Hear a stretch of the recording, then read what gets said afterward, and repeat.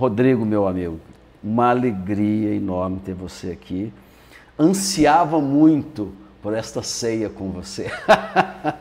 Pois é, Luciano, que bom que deu certo agora nessa agenda nossa. Eu também me sinto bastante honrado de estar aqui, muito feliz. Você é um amigo muito querido. Obrigado. E esse Muito programa obrigado. é fantástico.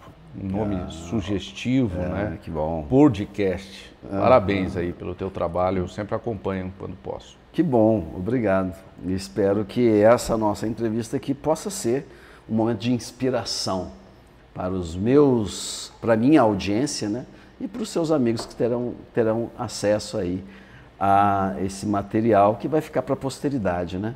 Você imagina aí seus netos e bisnetos assistindo Bacana, o vovô né? Rodrigo Palma, um historiador produzindo material para as futuras gerações. Interessante isso. Que bom, legal. Rodrigo, história. E não só história, mas história do direito. Como é que isso tudo começou na sua vida? Luciano, essa matéria sequer era prevista no rol das disciplinas obrigatórias do curso de Direito, mas eu me interessava pelo assunto já em 99 e acabei publicando um primeiro livro. Trabalhei 3 anos consecutivos, publiquei o livro em, acho que em 1999, e publiquei sem pretensão, fiz um livro na gráfica, mas aí a pessoa certa nesse momento, minha esposa, disse assim, porque depois de pronto o livro, eu fui buscar aquelas caixas lá na gráfica e eu tinha tanta ansiedade para que ficasse pronto e eu visse assim, olhasse para a capa, aquela coisa que o escritor tem, e depois que isso aconteceu, eu falei, mas por que eu fiz isso? Me veio uma tristeza e eu me recordo que minha esposa disse o seguinte, não fica assim, eu não entendo exatamente sobre qual assunto você escreveu, mas uma coisa é certa, eu acredito que você tem potencial para ser o maior autor do país nessa área. E era surreal porque eu recebi muitas negativas de muitas editoras.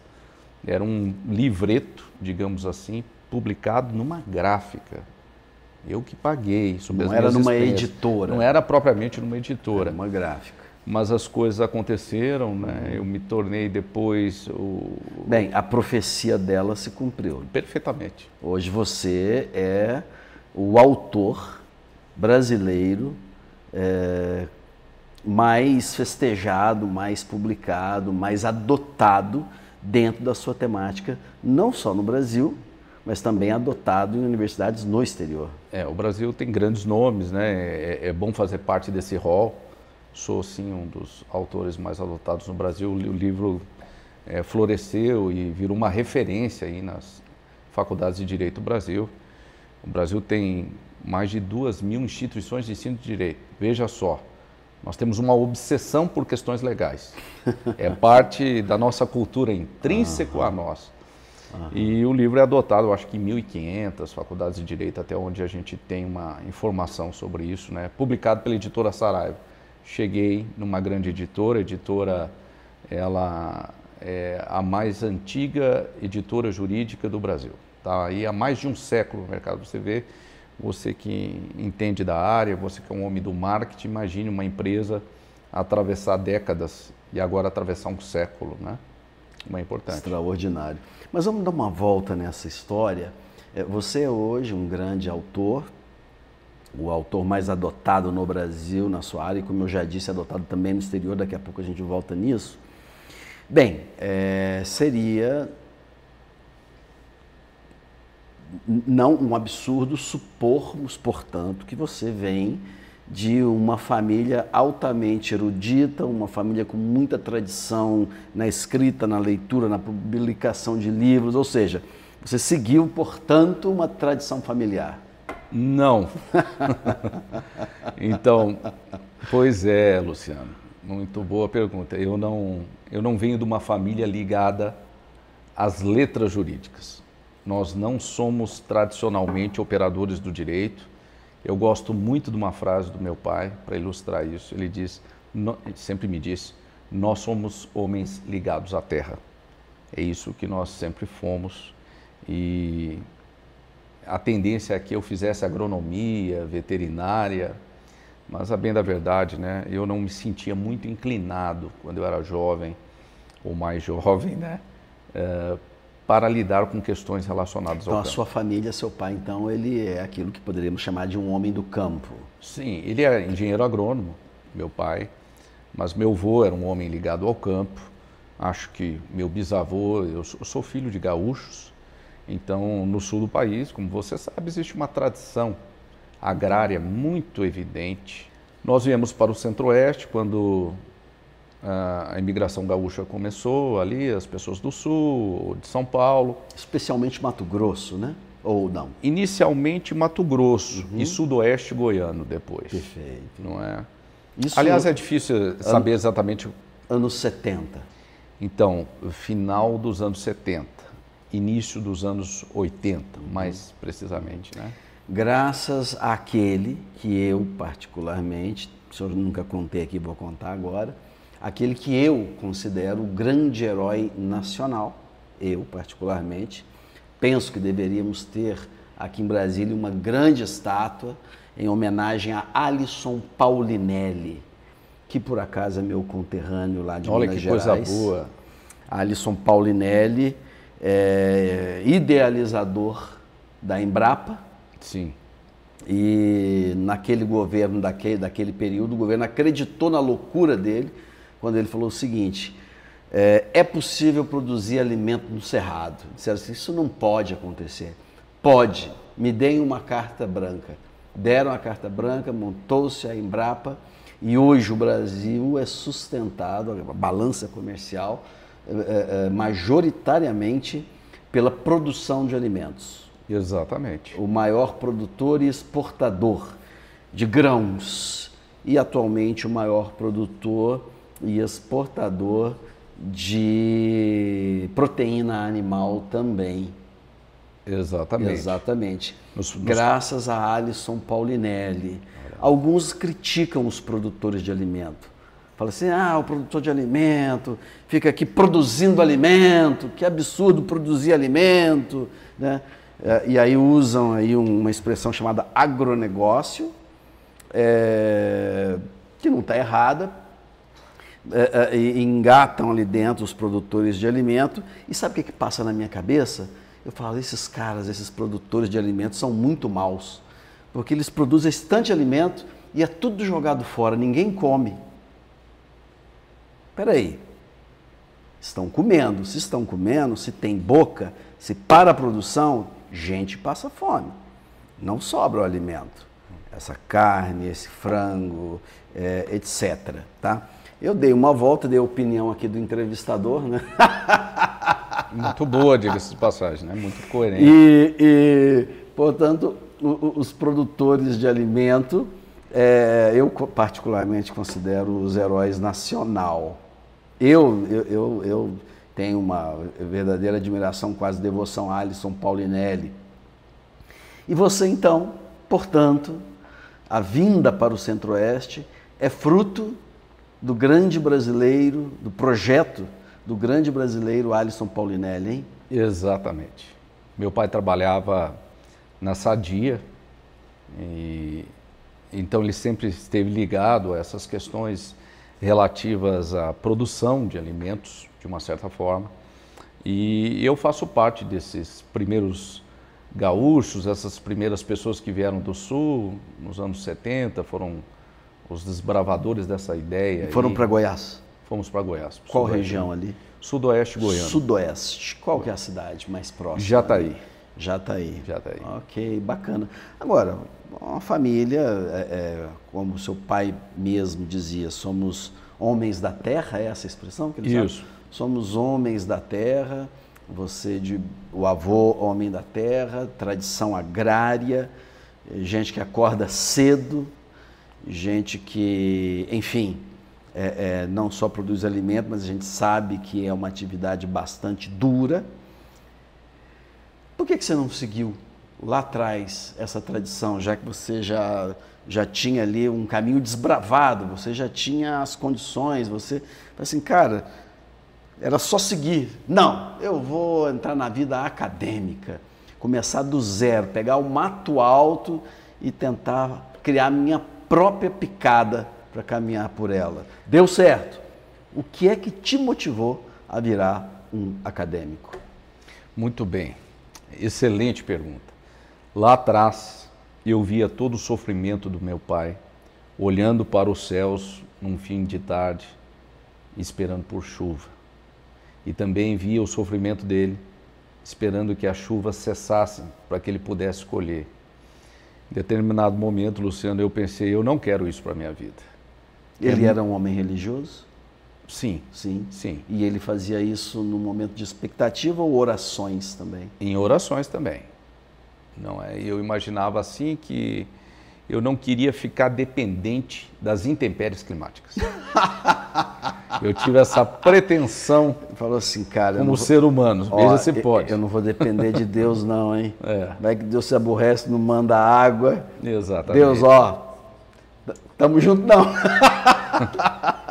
E aí, Luciano, eu me sentia inclinado pelas ciências sociais. Eu não sabia se ia fazer direito, jornalismo, acabei passando para as duas, fiz vestibular para as duas e me decidi pelo direito. Eu fui fazer o curso de direito e fui muito bem sucedido. Eu devo muita coisa ao direito. Estou aí nessa seara há 30 anos, me tornei um professor universitário. Estou completando quase 30 anos de magistério. Sou um advogado e tenho meu escritório, mas lá atrás, realmente, você tem razão, havia essa coisa mal resolvida. E uma pergunta, dentro da questão ainda da vida acadêmica. Ok, o seu livro História do Direito é o livro adotado por mais faculdades de direito aqui no Brasil. Sim. Mas você tem um livro de direito hebraico. Tenho. Então você estudou o direito hebraico, que naturalmente é diferente do direito americano, francês, por consequência brasileiro. Então, assim, não basta ter que entender do direito brasileiro, que já é quase que ininteligível. Você ainda se aventurou de tentar entender sobre o direito de uma outra terra, de um povo que é uma etnia que representa 0,2% da população mundial, uma etnia minúscula. E você falou assim, eu quero entender do direito desse povo, direito hebraico, um direito naturalmente mais histórico. Por que direito hebraico? É difícil falar, né? Eu sempre me interessei sobre temáticas relacionadas às questões judaicas.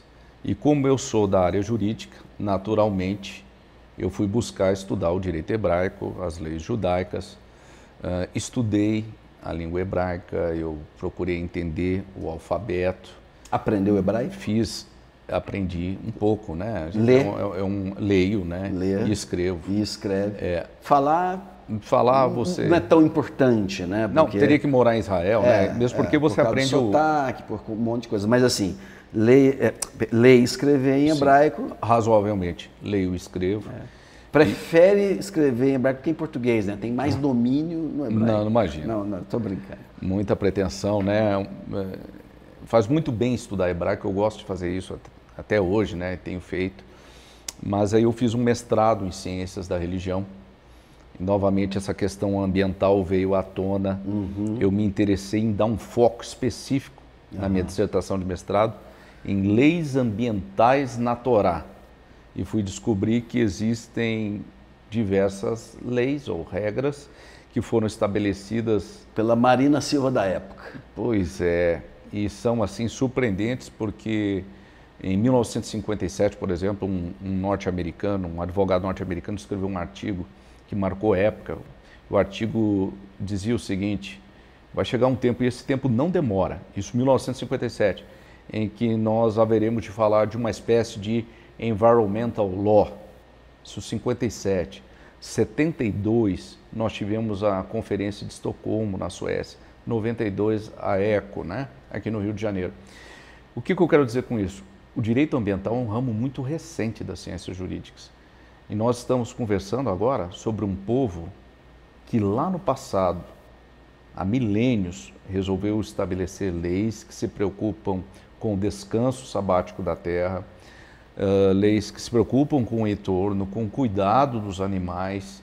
Então isso é fantástico. Eu fui pesquisar em outras culturas, como gregos e romanos, e as informações são muito exíguas, praticamente inexistentes.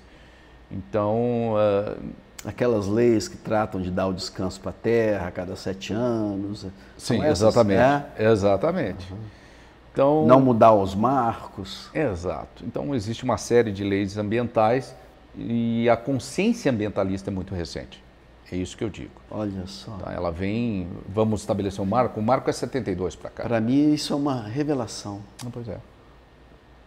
Assim, nesse contexto, né, a gente já conhece esses textos históricos, mas é muito legal enxergar a visão de um especialista. E como surgiu esse interesse pelas questões judaicas, eu acho que isso foi acontecendo naturalmente. A filosofia judaica é muito importante para mim, eu sou cristão, mas a filosofia judaica tem função dos estudos desses textos durante todos esses anos. Elas servem de referencial para mim em muita coisa, a vida pessoal e tudo mais. E esse seu livro de direito hebraico, ele é adotado em Israel? Não, esse livro de direito hebraico especificamente, ele entrou no hall da Bibliothèque Interuniversitaire de Paris, no hall das obras judaicas, de temas judaicos que eles indicam. Aí eles falam sobre a história judaica, nesse grande boletim, nesse grande anuário. Acho que anuário é a palavra melhor para se referir a isso. E aí eles rastreiam as publicações do mundo inteiro que tratam de questões judaicas, história, cultura, sociedade, e o meu entrou no hall das temáticas jurídicas. Então, me senti muito agraciado por isso, porque você escreve sem a menor pretensão, no teu escritório, com a luminária acesa, às vezes até tarde da noite, e aqueles escritos que estavam ali em cima da tua mesa, eles acabam ganhando asas e voam por aí. E isso é uma satisfação enorme que a pecúnia não consegue, não é? Não existe nada que pague isso. Tá? Impagável. Maravilhoso. O homem que fugiu da terra. O homem, exatamente. O homem não respeitou os tempos e as estações. Deus sempre foi preocupado com cada coisa, no seu devido tempo, no seu devido lugar. E às vezes nós não nos damos o luxo de parar um pouquinho para não fazer nada, é o descanso. Isso é muito importante, né? E não está só atrelado à vida do homem. Hoje, uma bela tarde de sexta-feira aí, nós estamos conversando e descansando, mas a Terra e tudo que envolve a natureza, o universo como um todo, né? Então, é como se houvesse um reloginho ali cadenciando todas as coisas, e elas devem estar nos seus devidos lugares. Dr. Rodrigo Palma, hoje então, portanto, é um advogado, um autor de livros, e de certa forma o que motivou isso tudo, a gênese desse processo, foi não querer repetir a história, né? Vendo lá o pai nas orações pedindo chuva aos céus, e você fugiu desse caminho. E hoje? Fugi desse caminho, mas fui encontrado nesse mesmo caminho. Eu comecei uns projetos, Luciano, há algum tempo atrás. Comecei com uma pequena criação de gado. Isso. E talvez seja uma espécie que você conheça, a Aberdeen Angus. Eu comecei com um lote de Aberdeen Angus. Eu adoro essa vaquinha, é muito boa, lindinha, mas ela é muito melhor na grelha. Mas é cruzada com... Aqui cruzado com Nelore, né? Mas enfim. Aqui cruzado com Nelore, porque tem que dar uma robustez. Exato. Já que o cerrado, enfim, pobre em calcário. Exato. E então, esse projeto floresceu.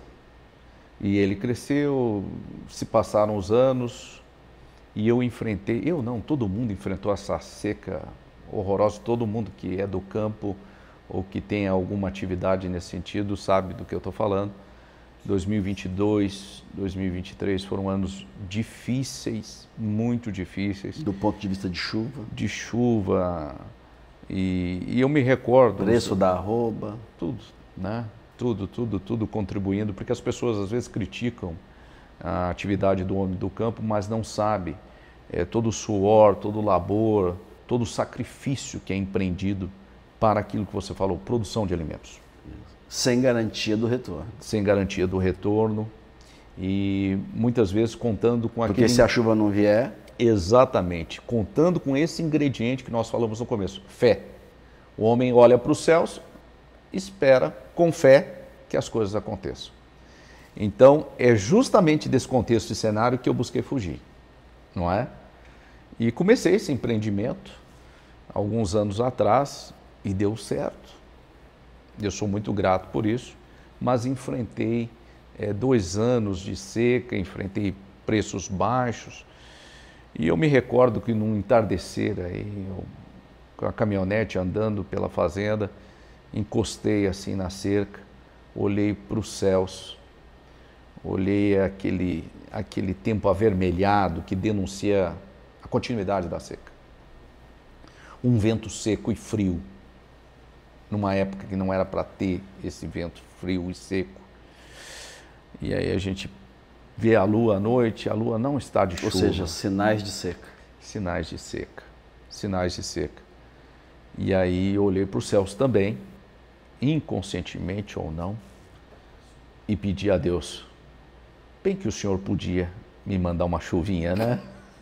Meus animais precisam de chuva, os campos precisam de chuva, não só a mim, mas todo mundo aqui nessa região, todo mundo precisa muito, Senhor. E, Luciano, é tão engraçado isso, se não fosse comovente, né? Porque eu me lembrei do meu pai. Naquele instante. Naquele instante, da luta do meu pai. E ali sozinho, né? A caminhonete ainda ligada, olhando aí para as pastagens, né? Eu me emocionei sozinho e pedi perdão para Deus.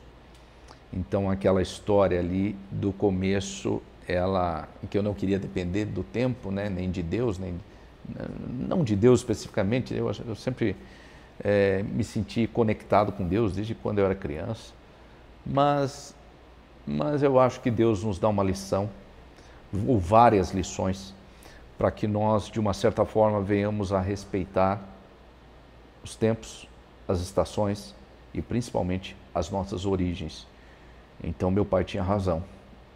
Eu me tornei um advogado, um professor bem-sucedido, um profissional de destaque na minha área, mas eu tinha isso mal resolvido, não é, lá atrás, e me incomodava. E para o meu bem, para o meu próprio bem, para que isso não me incomodasse, acho que Deus me colocou num momento de dificuldade para que isso fosse resolvido. Uhum. E se resolveu. E eu passei pela seca. Uhum. E a seca não dura para sempre. Tempos melhores sempre vêm. Uhum. Não é? E a gente tem que ter fé e expectativa nisso. Uhum. Então, são lições que eu colhi